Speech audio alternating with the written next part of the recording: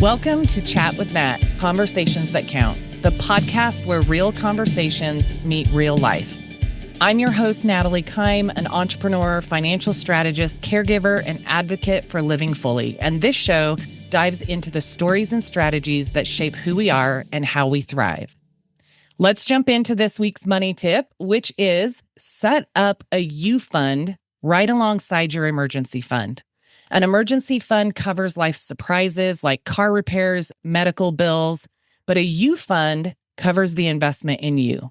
Whether it's therapy sessions, parenting classes, coaching, or a babysitter just so you can breathe, parents who invest in their emotional regulation also raise kids who thrive financially and emotionally. So protect your peace and your pockets. Now, this week's episode, I am so excited about. As parents, we've all been there. The meltdown in the grocery store aisle, the stress after a long day, and that desperate thought, how do I keep it together so my kids don't lose it too? Today, we're talking with Kristen Cook, MD, who's going to show us and talk to us about how to manage our emotional regulation, which sets the tone for our kids' success. Kristen is a pediatrician with 15 years of clinical experience and a thriving medical practice. She is the author of the upcoming book, Parenting Redefined, a guide to understanding and nurturing your child to help them thrive. She hosts Mom Doc Talk with Dr. Kristen Cook. Let me try that one more time. She hosts Mom Doc Talk with Dr. Kristen Cook, a weekly parenting podcast. Most importantly, she's a wife to Chad and a mom to Mason and Savannah. Kristen, welcome to the show. I'm so excited to have you here today. Thank you so much for having me. I am thrilled and I love this new format that you have going on.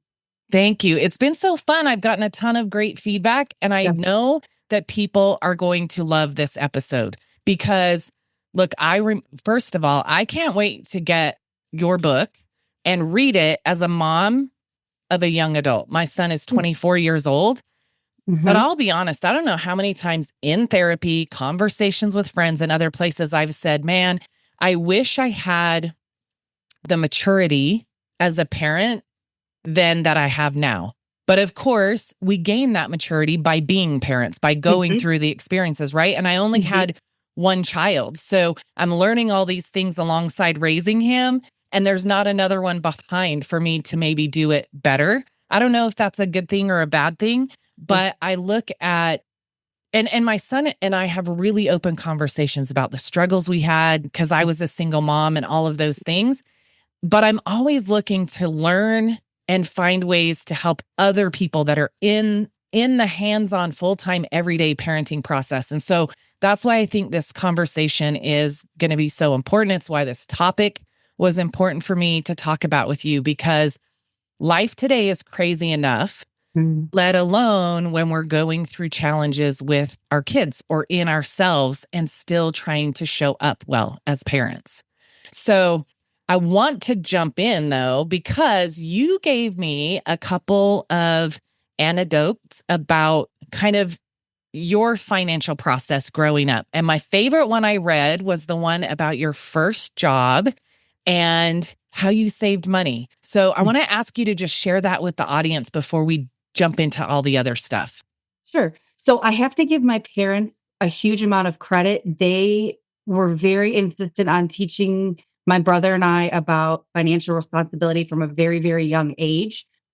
So when I started my first job, I was a shampoo girl at a local hair salon, making $5.25 an hour plus tips.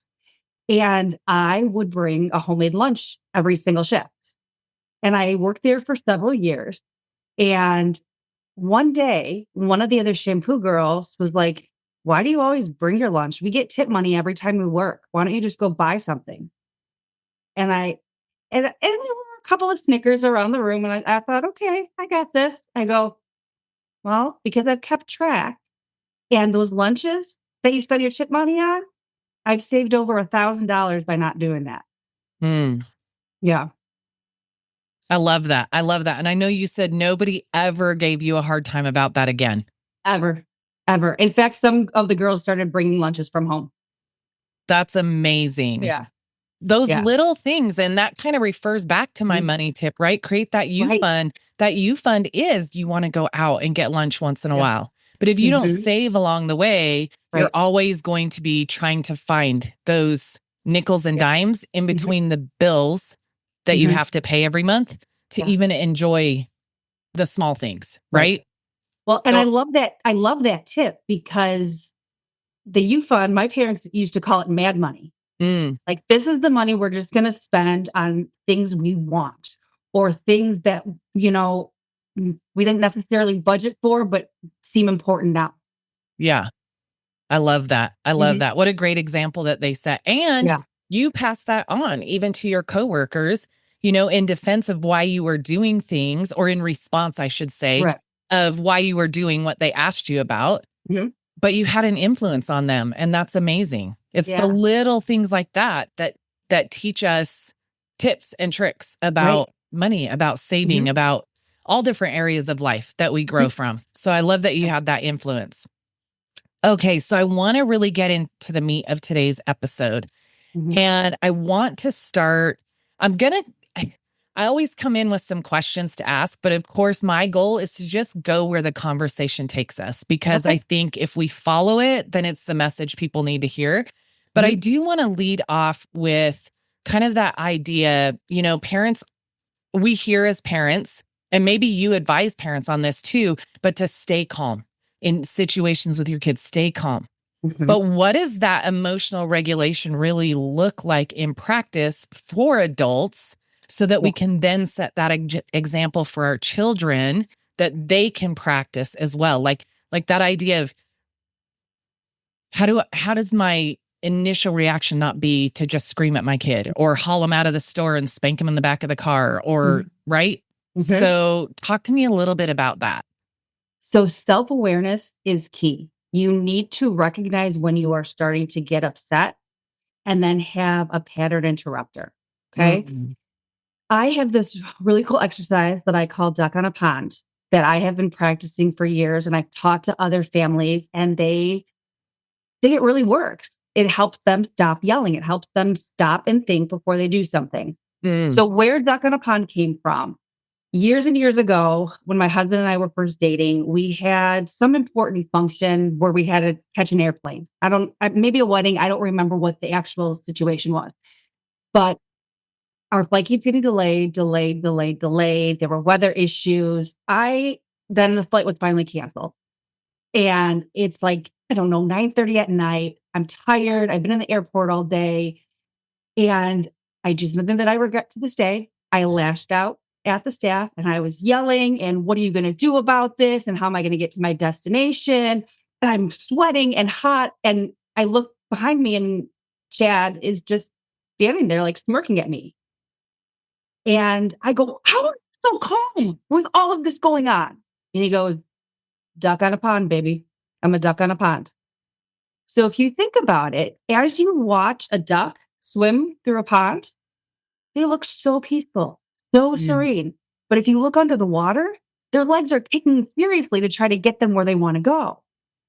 And so that's where the duck on the pond mentality came from. So I encourage anybody who wants to work on emotional regulation to think of a phrase, an image, something that you can bring into your conscious awareness to remind you to not lose yourself. So Mm. mine just happens to be duck on a pond. My sister-in-law is puppies running through a park. Mm. So the actual phrase or image doesn't matter, but it serves as a pattern interrupter to say, hang on, I'm really frustrated and I don't want to say something or do something that I'm going to regret. So I'm going to step back and take a few deep breaths. And I that's love worked that. really well for me and for, the other people that I've taught that technique to. I love that, because as parents, we have the weight of the world on our shoulders, whether Mhm.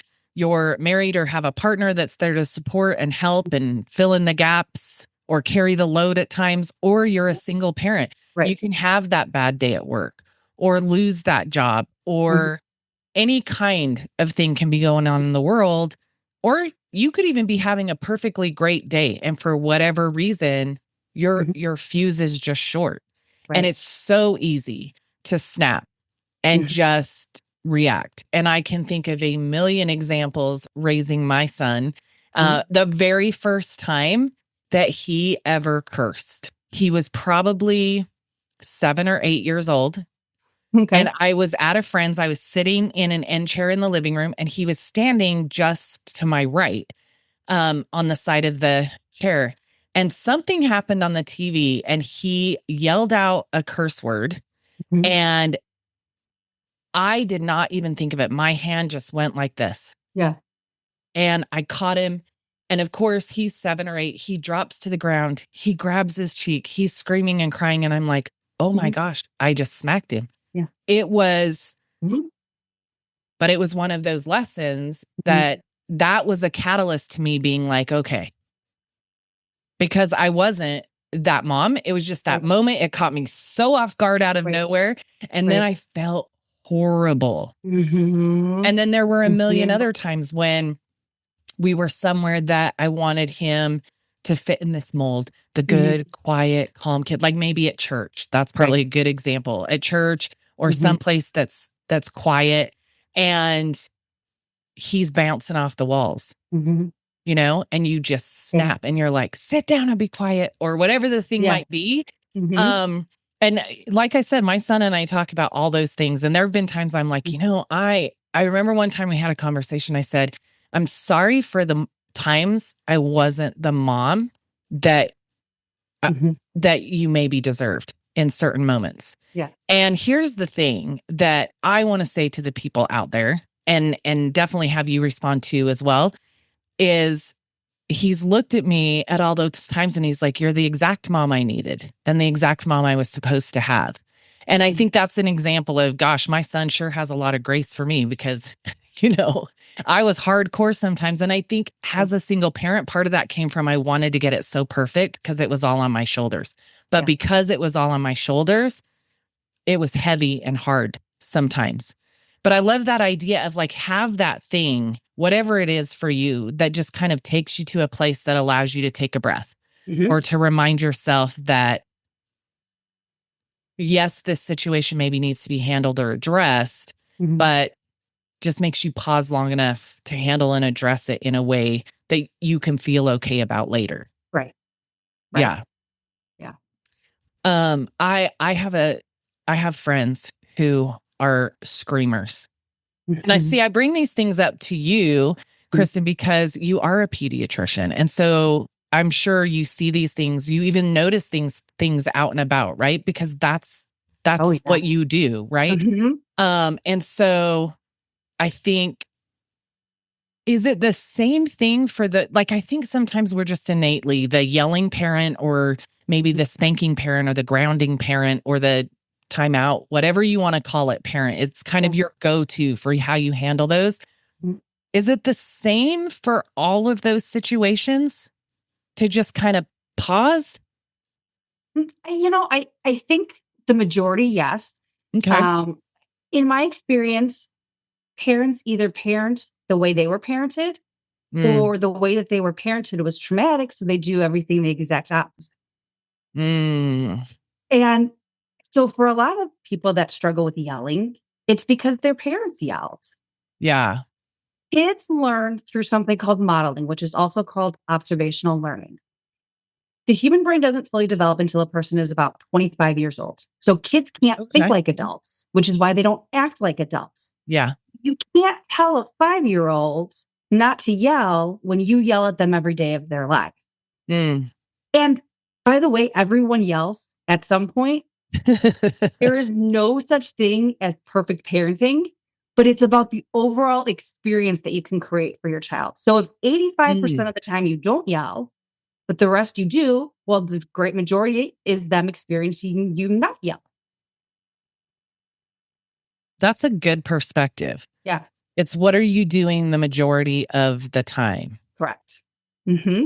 My mom was the you wait till your dad gets home when I was little. Hmm. And so we'd get sent to our rooms and we'd wait till our dad got home. He was Yeah. the punisher or the disciplinarian, whatever you want Sure. to call him. Yeah. Um, and so we'd kind of cower in our rooms the closer it got to the time Dad was going to get home. Mm-hmm. I will ironically say, though, that I would be so bored that I would pick up books and read. And to this day, I love reading. And I honestly attribute that to probably the troublesome child that I was and how many times I got sent to my room. But I would sit there and I'd think, oh my gosh, Dad's going to be home. And then, of course, he'd get home and she'd tell him what happened. And you need to go spank them or you need to go have a talk with them. Mm-hmm. And my dad would come in the room. And my dad was so much calmer. There were a couple of times I got the spanking, that's for sure. Mm-hmm. But there were a couple of times he came in and he was just so calm. And he's like, look, your mom is really upset. And, you know, she wants me to yell at you or she wants me to spank you. And this is where I think my dad was the opposite of how he was raised. He was raised, his dad was an alcoholic, abusive, things like that. Mm-hmm. And so he was like, so we're just going to have a conversation. And then we're going to wrap that up. We're going to be better. We're going to do better going forward. And so I'm grateful for that side from my dad for sure. But my brother and I, now my mom was, when we got older, my mom was, it was a tablespoon of hot sauce or the wooden spoon. Oh, and to this day, we joke about the wooden spoons because one New Year's Eve, we thought we were so smart. We couldn't have been, I don't know, maybe 7 and 10 or something like that. We got this brilliant idea that when we went out to bang pots for New Year's Eve, we were only taking the wooden spoons and we were going to break them all, hitting the pots so hard, making noise at midnight. And so we did. And the next day, my mom drove to the store and came home with a whole bunch of new wooden spoons. And we're like, oh, man, there's more of them out there. And so to this day, we still joke about it. A couple of years ago, I got him a wooden spoon for his birthday. It was a hand-carved wooden spoon I found at this booth at the fair. I literally bought it and sent it to him. And we joke about it still even in front of our mom. And she's like, well, that's all she says. Well, and so it's kind of funny, but that's a really good point is we either recreate what we experienced or we could go the complete opposite. But that leads me to another question.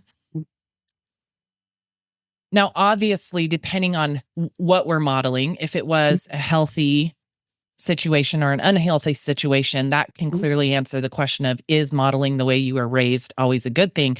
But my question is really around when you go the opposite way,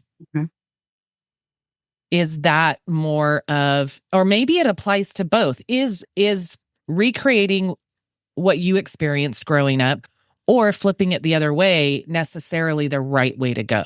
No, not necessarily. Every situation is unique. A lot of parents that experience a lot of physical discipline, so spanking, wooden spoons, that kind of thing, go the opposite. And they just want to make the world a safe, happy place for their kids, which sounds really nice, but you're crippling that. I used to have an acquaintance that whenever her son did something questionable, she would be like, it's Ethan's world. We're just living in it. No, your child is 6. It's not his world. So it's not always best to go the complete opposite way. So almost in those situations, you can be feeding the behavior to continue or even increase from a negative perspective. That makes sense. I think for me, I was probably the most of the time, I really think I was pretty accommodating to a detriment. Now, there were consequences and my son knew that, but I think I did the opposite in the sense that I said yes as much as I possibly could. And not that my parents said no out of a way to not give me the things I wanted. I realize now as an adult, it was out of necessity, right? You know, our income level, we were middle income, mid blue collar family, I would say. My brother and I never went without, but we didn't have the name brands or things like that until we got older and we could work and pay the difference for the fancy stuff. Right. And so for my son, it was twofold. I think it was trying to provide for him. In all honesty, you know, I was the one who wanted the divorce. from his dad. I think there was a piece of me that was trying to make up for that in a way that I can see now that maybe I didn't see back then. But I think also I struggled financially as a single mom, going through a couple of layoffs and some things like that during probably a 4 or 5 year period of time. And so when I rebuilt my career and I got myself to a really stable place financially, I was saying yes to everything because I had to say no. Right. And so in some sense, that wasn't the best scenario either, right? Right. Right. Because I think, in spite of my parents having to say no, they taught us, hey, here's how you can get those things. We got jobs when we could and we paid for those. Me, I was no, and then I was yes. And see, to me, the more important thing rather than the yes or the no is why. Yeah. And it's important to include the kids in those conversations. I'm sorry, sweetheart, we can't afford to buy you Air Jordans, but I promise you will have shoes that fit. Yeah. That's a good point, is being able to have I'm glad you opened that door. Being able to have the conversations with your kids that are age appropriate. You can give them the real answer. Right. But of course, take the time to make it age appropriate. Right. Right. Rather than just, screaming, we can't afford that. And they're like, what does that mean about me? And for me, saying no and then saying yes, I can tell you that I can see the ways that influenced my son for the negative. And he's a great kid. He's on his own. He's doing great things. He has a job he loves, a girlfriend, a dog, all the things, right? And he is a healthy, well-rounded human being. However, I did not model that save for the things you want. And so one of the things I am still now teaching him as a young adult is budgeting, thinking about where your money's going and those things, because it was so scarce for a period of time. And then it was so abundant for a period of time. And so I never bridged that gap and kind of gave him that lesson. And I guess maybe it's a little ironic that I'm in the financial world now and that's what I do for a living. But I've been able to help him set up things that I didn't know about at his age, but it's definitely still stepping in and filling those gaps now that he's an adult, that I think partially come from the way that I handled that when he was growing up. I'm a firm believer in the great majority of people do the best they can with the knowledge they have at the time. Yeah. And so for parents to beat themselves up over similar situations, don't do it. You did the best that you could with the information you had at the time. Yeah, that's true. That's true. I remember once bringing it up in a therapy session and my therapist said, hold on. Didn't you tell me your son is a United States Marine? And I said, yes. And they said, then I'm willing to bet that you did a pretty darn good job somewhere along the way. Yep. And that was a shift for me in thinking, and in this conversation, I'm bringing up some of the ways that I think maybe there were shortcomings for me as a parent, but that was a shift for me that I can name a million ways that I was an amazing parent. And so to get back to where you open the door by saying, having the conversations, giving them the why so that they understand, I think does two things. One, it helps. It gives them that understanding. It makes them feel like they're a partner in maybe whatever's going on. You don't have to give them all the details. And that's where the age appropriate piece comes in. But it also, I think, makes them feel heard and answered, even though the answer was not what they were looking for. Right. But it also opens the door for them to ask you other questions in the future. And that is one of the things that I'm the most proud of, that I would lay anything on the line and say it's the best thing that I ever did in raising my son. And it's that I told him, you can ask me anything at any time. And believe me, that young man came home with some questions that knocked me off center. There were a couple times I had to say, I'm going to give you an answer to that, but just give me a minute to think about it, because some of those questions I was like, I don't know how to answer that appropriately for an 8-year-old. And I had to go in the other room and sit and think for a minute. But what I found was, even though it took me a little time sometimes to get there, what I found was when I gave him an age appropriate answer, what I referenced already, he felt heard, he felt seen, he felt responded to. And when I did that, like sometimes they come up with some uncomfortable questions. Oh, yeah. About girls, about boys, about life, about why did you and dad get divorced, all of the things, right?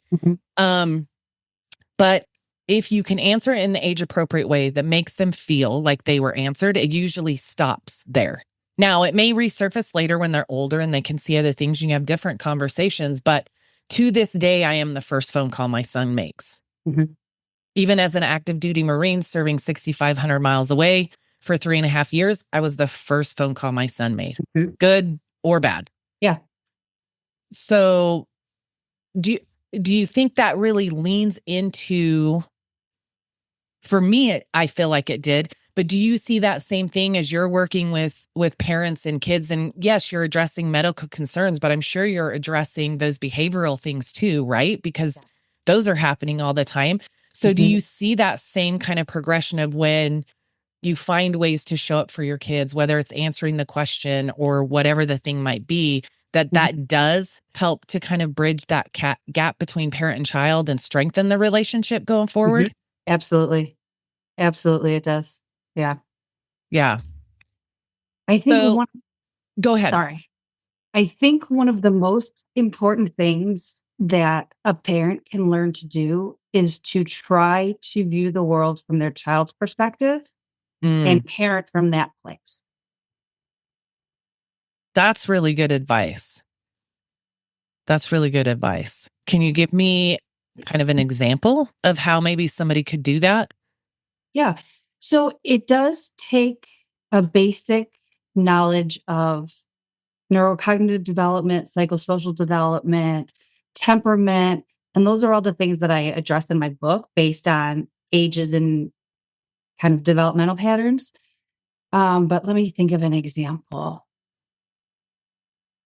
So a lot of parents in my medical practice get really, really concerned about picky eating, especially toddlers and preschoolers. They only want chicken nuggets. Last week, they would only eat peanut butter and jelly. Now they throw it on the floor. I don't know what to do. Well, to a toddler and a preschooler, new foods oftentimes are threatening. And when someone is threatened, what happens? Our brain instantly releases all of the chemical messengers that are responsible for the fight, flight, freeze response. So picky eating isn't a sign that a child is being defiant. It's just an expression of an overwhelmed brain. And most misbehavior in kids, especially younger ones, is simply an expression of an overwhelmed brain. That's a great example, because I remember, here's something funny. My son, as a toddler and a baby, when he was going into baby food, his favorite things were the green vegetables. He does not eat green Now, he'll eat a salad, but as a baby, his number one favorite vegetable, peas. He will not eat them unless they are sugar snap peas still in the shell. Sure. He will not eat peas. It's a texture thing. Yeah.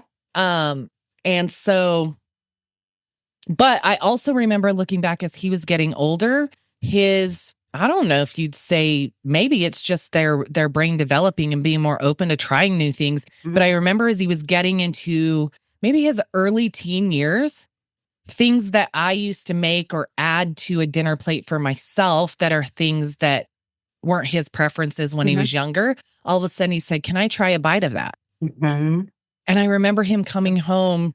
He would go to Utah every summer to spend the summer with his dad. And I remember, I want to say he was maybe 14 or 15. He went there for the summer. When he came home, he said, "Hey, Mom, will you take me to get sushi sometime?"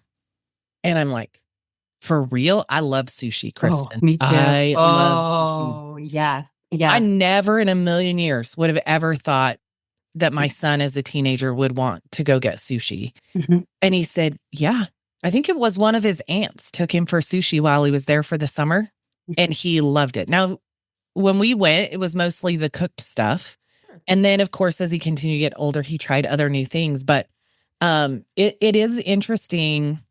And is that common too? Because you talked about food preferences or food aversion when they're young. And it does make sense that that fight or flight, I don't know what to do with this, so get away from me. Right. Right. Or that Right. spit out reaction when they're really Yes. small, they just spit it out. Yep. Or make a weird face and then won't open their mouth when you try to feed them the next Yeah. spoonful. Yeah. But is it common that you'll see that shift, of course, into liking more things, that it's a natural progression, and that's kind of what you advise the parents? But then do you also see things that maybe they liked when they were younger that they create aversions to as they get older? Is that also something typical? Yeah. I mean, the great majority of toddlers and preschoolers, even younger school age children, are picky. And as they get older, they are more adventurous, more willing to try new things.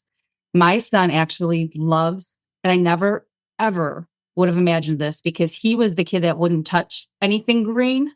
Yeah. He loves chicken Caesar salads. Loves Really? them. Yeah. Yeah.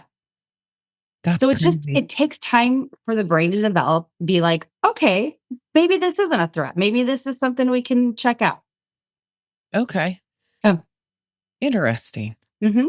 Well, good advice, though, I think, though, because there are a lot of parents that are trying to like, I don't know what to feed my kid. I want my kid to eat healthy things. Right. My kid won't eat healthy things. And so it's this constant battle at dinner time, right? Right. Or that you're going to sit there until you eat that, and they end up falling asleep on the table because they're just not going to eat it. And so sometimes it's just maybe picking your battles, right? Is the green vegetables the sword you want to fall on when there's so many other things you're going to have to navigate in that age range with your child? Absolutely. Now, that doesn't mean going to the extreme and being completely permissive and buying them McDonald's every night for dinner. There's a balance. Yeah. Yeah. And it just made me think, I have a friend that is so creative about getting the vegetables. No problem. She has 4 girls. No problems getting the fruits into them at all. And they're very healthy, clean eaters. But the green vegetables, none of her girls. So she is so creative. She mixed them into smoothies. She mixed them into like their healthy muffin mixes. And they don't even know they're there. Right. Yeah. That's one of the techniques I talk about with my families too, is to try to hide the veggies. Yeah. But I think there's so many things today in ways people do food and ways people, meal plan and do all of the things. And I think in a sense, there's a huge kind of shift into more of that healthy eating these days. It feels like, at least in the circles that I run in. And and then there's so many convenient ways to do it. Like my NutriBullet, that sucker's a lifesaver. I didn't have one of those when my son was little, where and for me, it wasn't pull the blender out, plug it in, find a way to mix this into the recipe. Yeah. And so I think it maybe is a little easier to do that, or just we're more creative than we used to be back then. We've evolved. Yes, we have. Always a good thing. Always a good thing. So let me then ask, what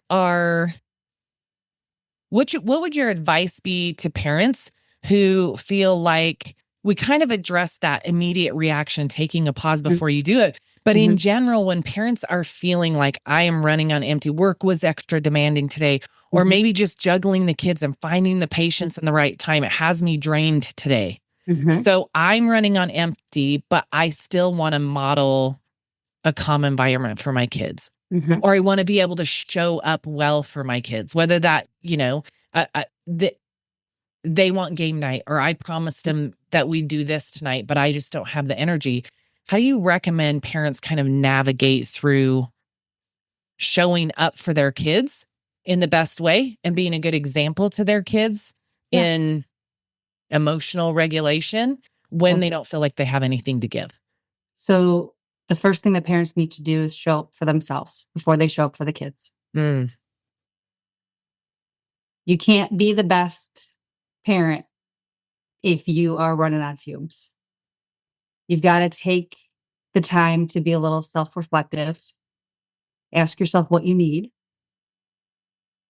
I find it easier for two-parent families because there are plenty of times when I've had a disaster of a day at work and I come home and there's dog poop on the floor and socks are everywhere.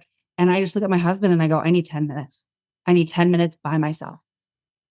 And then I employ the strategies that I know help me calm down and get my mental space in a place where I can now be the best mom and wife I can be. And just knowing yourself and taking that time. That's great advice. But I think even for, a single parent, Mhm. it could still come down to, like we said before, having the conversation Right. of, I know I promised you movie night tonight, or I know I promised you we'd play Monopoly. That was my son's thing. To this day, he's like, hey, mom, let's play Monopoly. I'm like, no, you have smoked me at Monopoly since you were 5 years old. It is the one game I don't want to play with him ever. He's ruthless. Yeah. But I know I promised this thing to you. It was a little bit crazy for mom at work today. Is it okay if I go sit in my room and read for 15 minutes so I can kind of disconnect from work and then we can get to playing the game, or I can get dinner made and then we can play the game? Is it that same kind of that communication factor can be a part of that for the single parents that don't have somebody to hand it off to? Absolutely. And start those conversations before your child is young enough to actually understand them, because then that will become your pattern. They'll be used to it. Correct. Yeah. Yeah. Correct. So, and the other thing too is don't necessarily ask for permission. Just say, we're going to have game night, but mommy needs 10 minutes to calm down first. Mommy needs to take a quick bath. Mommy needs explain what you need. And that will help teach your children to express their needs as well. Ooh, that's really good. Write that down, everybody.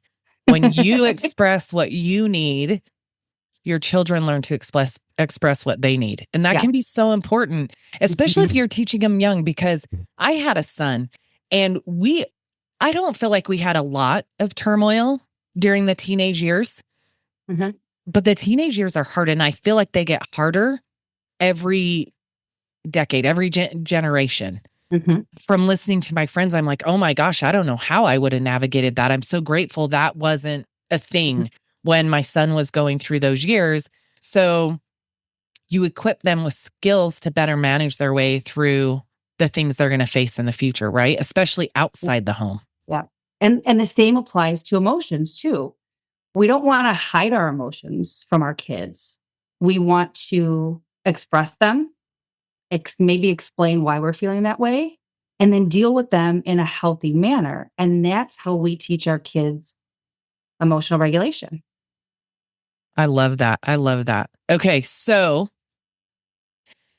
let me ask you, how do you help your kids recognize what it is that's happening, put the words to it? So maybe it hasn't been something they've seen modeled in the home, or something new.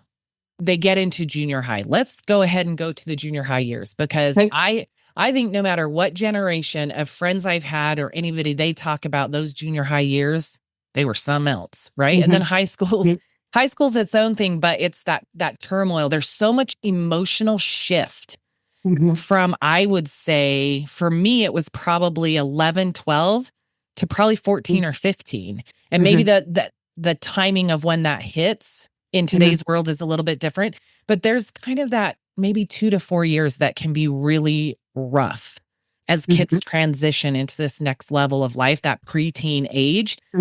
So how do you help them recognize when something's going on, put a name to it, and then manage all of those big, huge emotions that come with it? The things that kind of help them build that resilience. Yeah. So emotional regulation is a skill. So a young teenager is not going to be proficient in it. And they're still going to be prone at times to meltdowns. Back talk is a huge one. Eye rolling, especially the girls. And it's about calling them out in a constructive way. So my son is 13 right now. Mason's 13. And he's I just love this kid. I love my daughter just as much. He's typically a really chill kid, except when it comes to football. And my husband is from Nebraska. So we never missed a Nebraska Cornhusker football game. But it's not uncommon for Mason to lose his mind and scream at the TV. And that's okay, except when he starts saying derogatory things about the players or the other team. That's not okay. We don't turn to that level of disrespect in our house. We just don't do it. Yeah. So it's a lot of, how would you feel if somebody said that about you? How would you feel if somebody did that to you?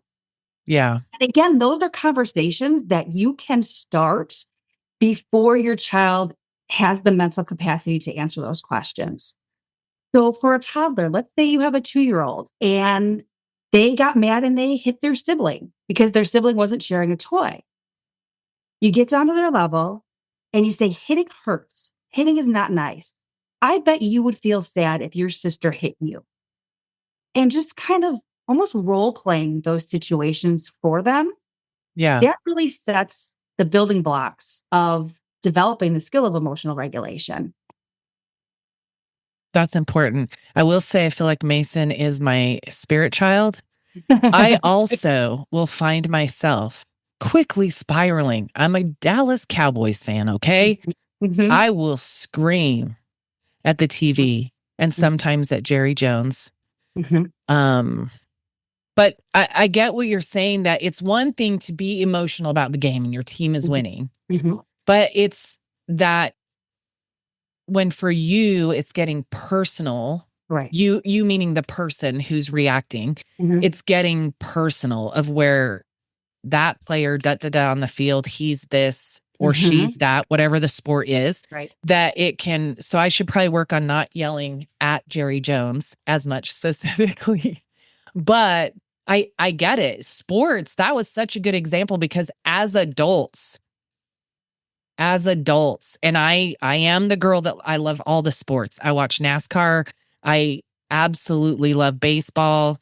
I watch the NBA just during the playoffs. I watch March Madness. Anyway, all the things. I am a sports girl.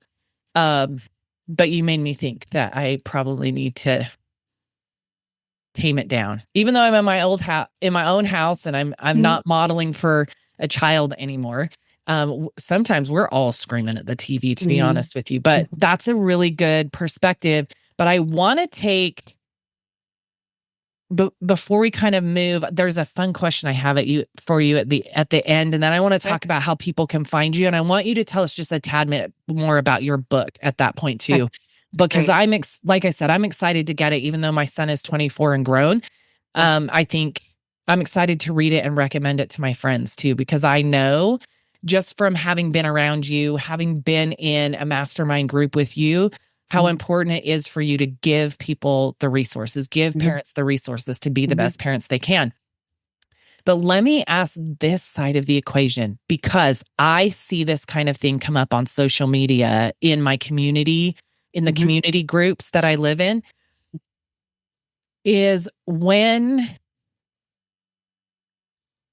as a parent, I'll use myself as an example. So if my son came home and was being bullied by a specific person, as my child's parent, how would you recommend I go about that? And that comes from the sense of the questions I'll see in the mom groups and things is like, should I call the other child's parent?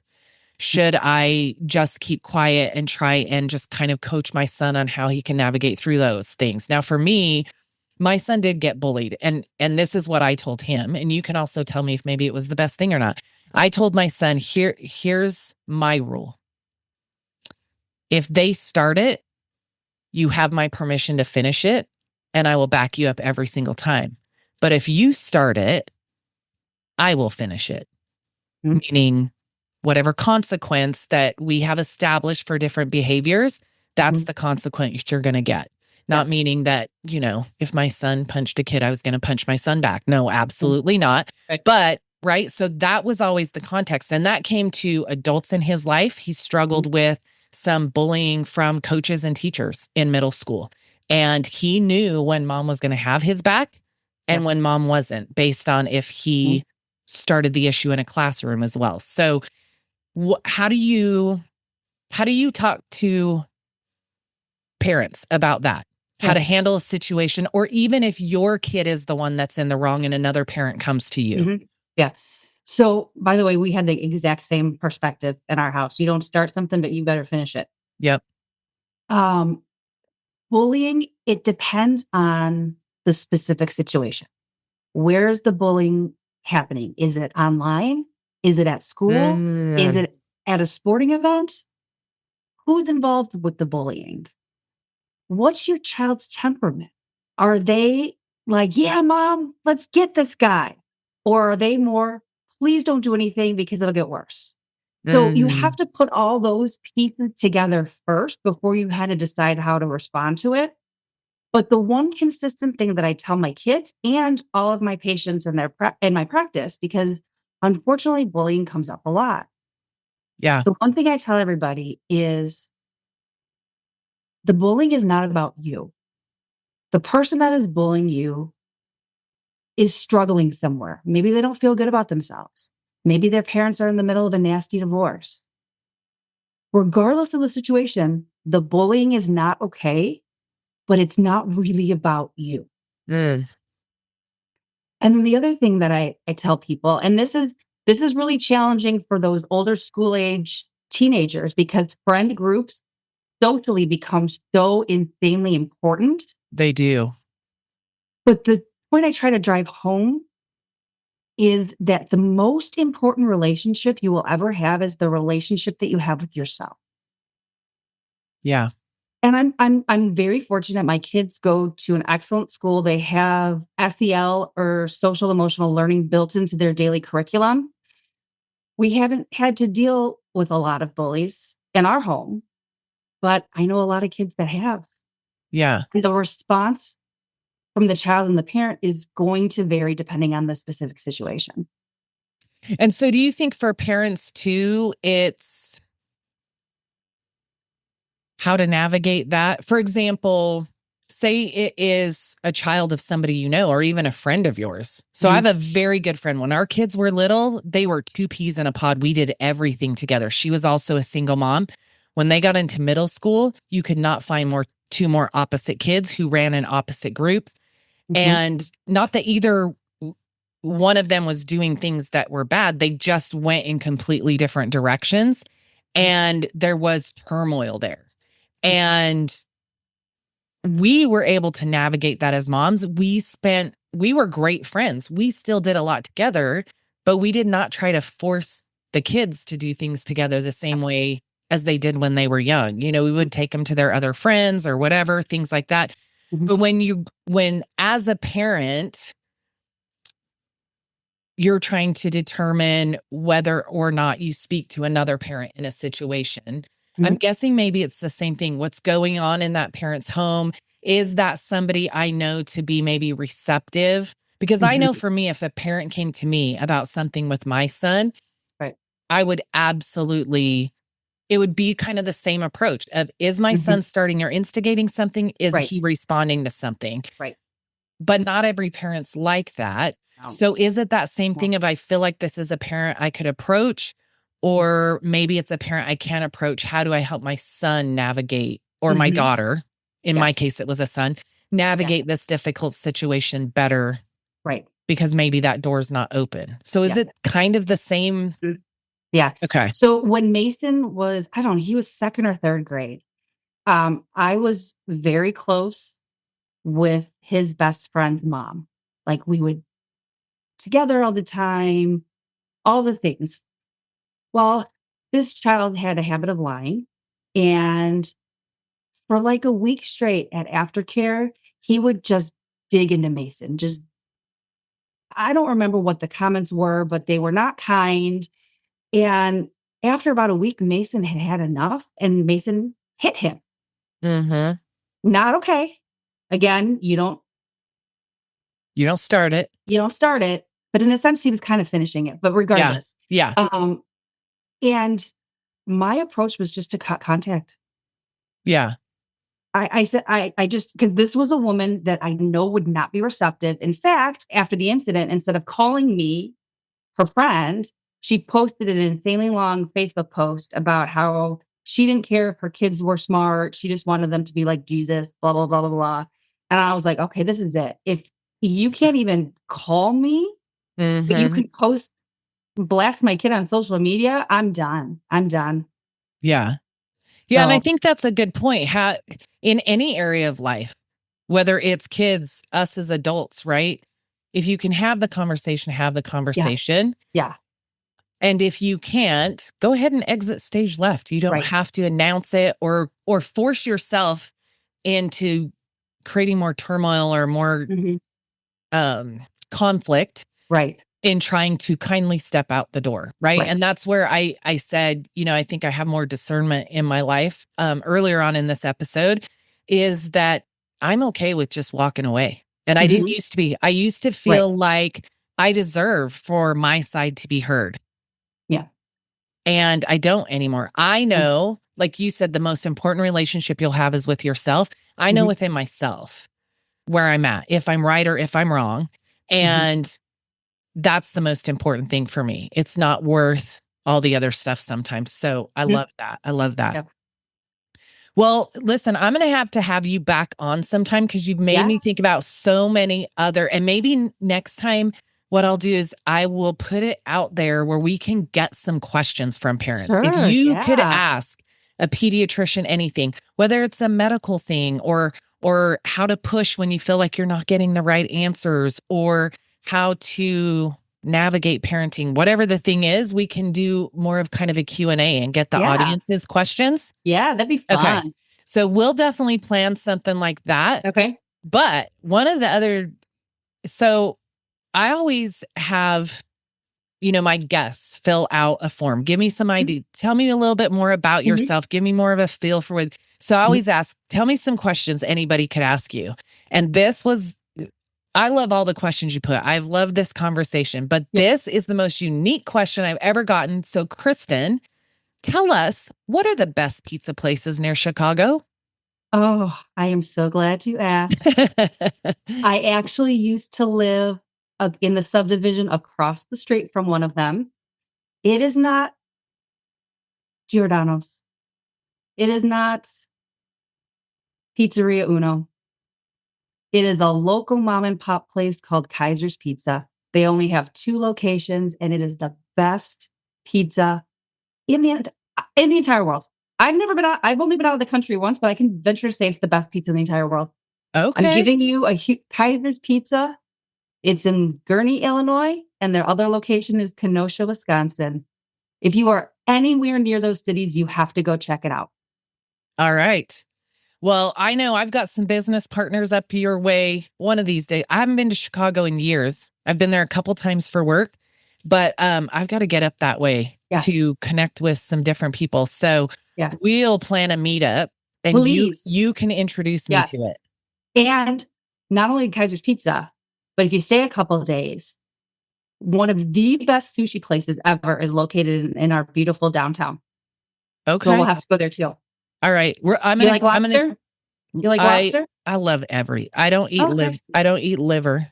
Oh no. But other than that, I'm open. Even if I haven't had it before, I'll try it. Okay. So when I come, I'll have to plan my meetings and then stay an extra night. Yeah. So we can do pizza one night and do sushi the next day. We'll do a little food tour. Yes, absolutely. I love it. I love it. Okay. So last thing. Where can people find you? Well, first of all, tell us a little bit more about your book, and then tell us, I was going to do it the opposite way, but this makes more sense. Tell us a little bit more about your book, when people can find it and where they're going to be able to find it, and then tell them where they can find you to get more information. Sure. So Parenting Redefined is officially launching November 13th, 2025, but it is available for pre-order. And in fact, for anybody kind of interested in checking it out, I do have a free chapter available for download on my website, www.kristencookmd.com. So I would love for you to check that out. That would be great. Parenting Redefined is the manual I wish I had before my Mm, kids were born. So it teaches not only parents, but teachers, aunts, uncles, grandparents, anybody who's involved in the life of a child. It teaches them to parent the child that they have, not the one they want. mm. And a lot of parents get confused. What do you mean? Of course, I'm parenting the child I have. Well, respectfully, if you've ever told your child to stop crying, you're not parenting the child that you have. If you ever forced your child to eat something that they didn't like, you're not parenting the child that you have. So, Parenting Redefined is all about teaching people neurocognitive development through the ages, psychosocial development through the ages. I talk about different types of parenting styles, the importance of understanding temperament. And then I also provide discipline strategies and talk about how punishment is not the same as discipline. And then give examples. And there's some really cool exercises throughout the book for people to do if they're interested. Um, I have some fun historical facts about parenting in there. So I'm really proud of this book. It is intended to be a reference. It is not intended to be Mm. a one and done. I want people to read what applies to their child at that particular stage of their life. And then as their child grows up, come back to the other sections. I love that. That's Yeah. such an important tool. I could have used that a million times over raising my son. So, okay, pre-orders. If you will send me the pre-order link, I'll make sure it's in the show notes. We'll get your website in Awesome. the show notes and also the Thank link to you. your podcast so Okay. people can find you. But Kristen is a wealth of knowledge. I have known you for probably 5-ish years Yeah. now. Yeah. And so many different kinds of conversations and things you've shared in different groups Mhm. that we've been in over the years. So I'm Yeah. extremely grateful to know you. That's why I felt like it was so important to have you talk to my audience, because if I were still raising a son in my home full time, or a child in my home full time, you are the person I would come to for Oh, advice and thank you. guidance to make Thank sure you. I'm plugged in the right areas in my community. So I encourage you guys, reach out to Kristen, send her questions that you have, find out how you can Yeah. connect and get information from her. Yeah. And if you have questions about how to navigate anything in regards to working with your pediatrician for your child, she's an Mhm. incredible resource for that too. Mhm. So, final thing from me on this episode, of course, is Nat's hot take. We are coming into the fall, which means it's almost sweater weather. Actually, for me, that would be sweatshirt weather. I'm so excited. I restaged my closet, moved all the sweatshirts to the front. It'll probably be another month or so before I can wear them consistently here in Texas. But as it gets colder, we stay in a little more. So if you're looking for ways to spend time with your family, fun things to do, game night is a great way to go. It's one of the things when my son and his girlfriend come over, we usually have Sunday dinner and then we'll sit down and play card games at the table. But I came across this that made me laugh. Family game night is supposed to bring us closer together. But let's be honest, nothing reveals true colors faster than a game of Uno. Skipping your kid is one thing, but slapping that +4 on your spouse, that's a bold marriage move. That made me laugh because just last week we were playing Phase 10 Flip. So if you know Phase 10 Flip's a whole other ball game. I was getting spanked in this game.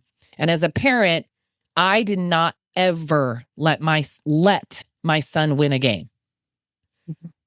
Never, because I wanted him to learn from me how to react when you lose. And I am going to be brutally honest. I am a sore loser as an adult. I was so mad this last Sunday night with that game. Anyway, I came back and I wasn't the biggest loser of the entire game, but man, don't slap that +4 on your mom either. She doesn't like it. Or don't flip the cards right when she's about ready to lay down her hand and go out. Not that you know, but just don't do it, okay? So I want to thank you guys for being here with us today. If this conversation gave you hope or a new tool for your parenting journey, don't keep it to yourself. Share this episode with a friend who needs it. And parents, remember, protecting your money matters, but protecting your peace is priceless. Go ahead and subscribe to Chat with Nat for more conversations that count, and let's keep building families that thrive emotionally, financially, and beyond. Make sure you reach out to follow up with Kristen with any questions. Get a copy of her book. It sounds to me like it's perfect timing to get it as a stocking stuffer for all the parents in your life. So until next time, take care of yourself and don't forget to make room for joy.